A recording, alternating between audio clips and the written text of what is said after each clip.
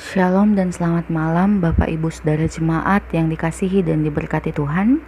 Mari kita bersama-sama mendengarkan renungan kita pada malam hari ini. Untuk itu mari kita satu di dalam doa, kita berdoa.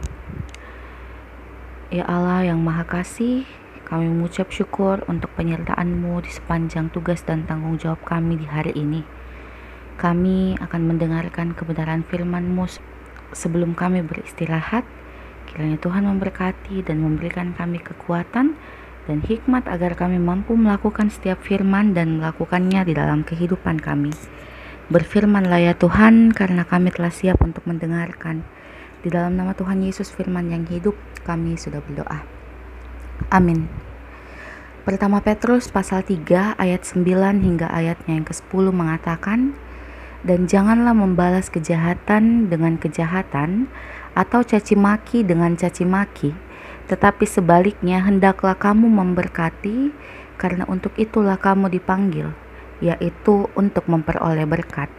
Sebab siapa yang mau mencintai hidup dan mau melihat hari-hari baik, ia harus menjaga lidahnya terhadap yang jahat dan bibirnya terhadap ucapan-ucapan yang menipu. Bapak Ibu, di sepanjang tugas dan tanggung jawab kita hari ini, mari kita bersama-sama mengingat, sudahkah kita menerima hal baik atau sudahkah kita menerima perlakuan yang baik dari kolega kita, dari teman kita, dari keluarga kita sepanjang hari ini? Ketika sudah, apa yang kita rasakan ketika kita menerima kebaikan itu?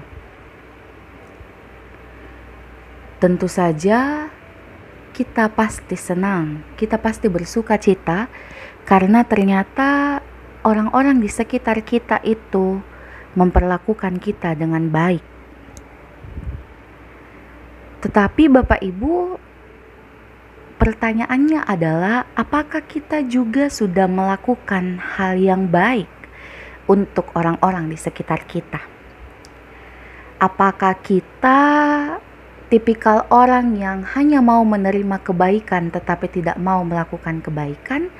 Ataukah kita adalah orang yang ketika kita menerima kebaikan dan kita merasakan kesenangan karena kita menerima kebaikan itu, lalu kita melakukan kebaikan juga terhadap orang yang lain? Bapak Ibu Saudaraku yang diberkati Tuhan, kita adalah pengikut Kristus. Dan sebagai pengikut Kristus, kita seharusnya mengikuti teladannya. Dan kita juga harus tetap hidup di jalan yang benar, jujur, dan selalu terpanggil menciptakan perdamaian. Tidak hanya sampai di situ, yang terutama menurut pembacaan kita adalah kita senantiasa harus memohon berkat-Nya bagi setiap orang di sekeliling kita. Bapak Ibu Saudaraku yang diberkati Tuhan, ketika kita memperoleh berkat, tentu saja sebaiknya berkat itu tidak kita nikmati sendiri, melainkan kita berbagi berkat itu kepada orang lain supaya orang lain juga menerima sukacita yang sama seperti yang kita rasakan.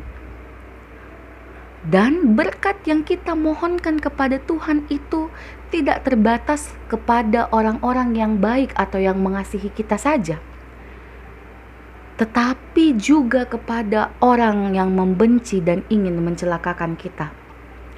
Memang ini adalah sesuatu yang sangat sulit untuk kita lakukan bersama ya Bapak Ibu. Bagaimana mungkin kita memohon berkat terhadap orang yang jahat dan ingin mencelakakan kita?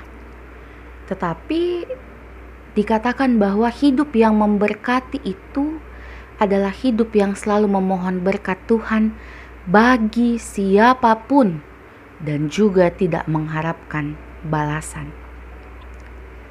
Jadi Bapak Ibu, ketika kita melakukan sesuatu yang baik hari ini, dan ketika mungkin orang-orang melakukan sesuatu yang baik hari ini, itu bukanlah suatu tolak ukur bahwa kita harus membalasnya atau kita harus menerima balasan karena kita melakukan yang baik. Tetapi kita sadar sebagai teladan Yesus Kristus, kita itu harus memberkati dan berbuat baik kepada sesama kita. Bukan karena kita ingin membalas mereka. Di dalam setiap ibadah selalu ada rumpun berkat di dalamnya. Itu dimana ketika diakon, pendeta atau penatua itu selalu mengangkat tangannya dan menutup ibadah dengan Tuhan memberkati engkau dan melindungi engkau. Mungkin menurut kita ini adalah hal yang biasa, tetapi ketika kita memaknai ini secara dalam, itu berarti kita memperoleh berkat.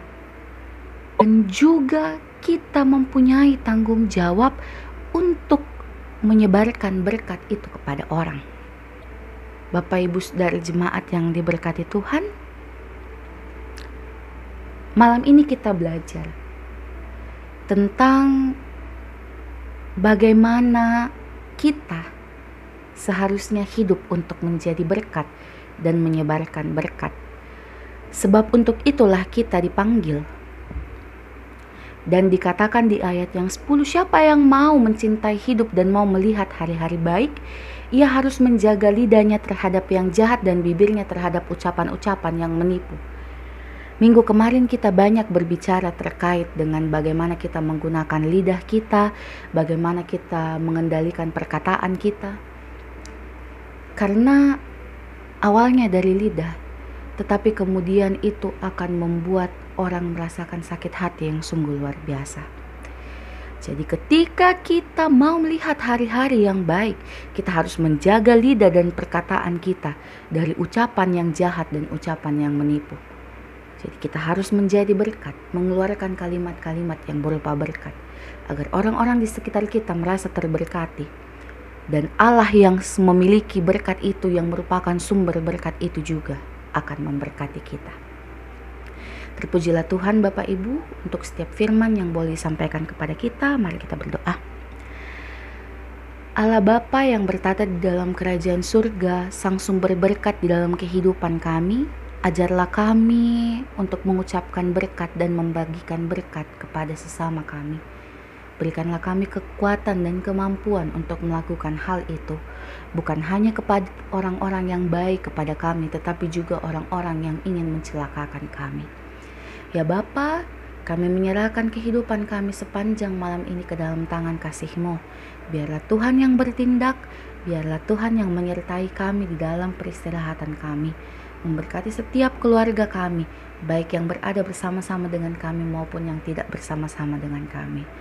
Inilah doa kami, ampuni setiap salah dan dosa kami, layakkan kami untuk menyambut berkat-Mu. Di dalam nama Tuhan Yesus kami berdoa.